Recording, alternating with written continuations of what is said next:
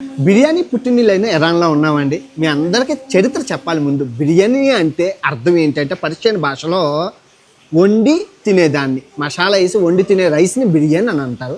So ఆ పదమే బిర్యానీకి వచ్చింది. సో చరిత్ర చూసుకుంటే బిర్యానీ పర్షియా నుంచి ఆఫ్ఘనిస్తాన్ మీదుగా, పాకిస్తాన్ మీదుగా భారతదేశం మీద చేరుకుంది. అది చరిత్ర ఉంది.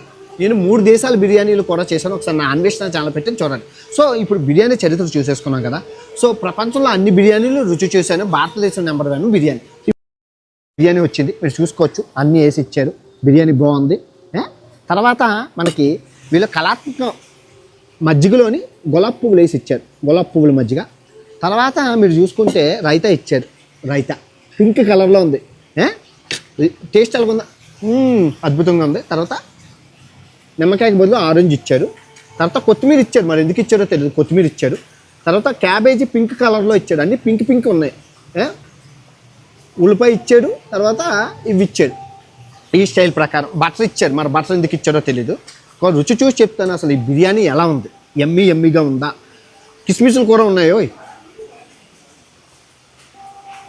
బాగుంది, చాలా బాగుంది. ఉల్లిపాయలు మనలాగే బాగుందయ్యా.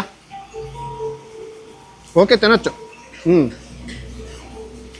ఇరానీ బిర్యానీ బాగుంది, టేస్టీగా ఉంది. ఎక్కడ పుట్టింది బిర్యానీ. ఓకే, నచ్చిందని అనుకుంటున్నాను. ఓకే.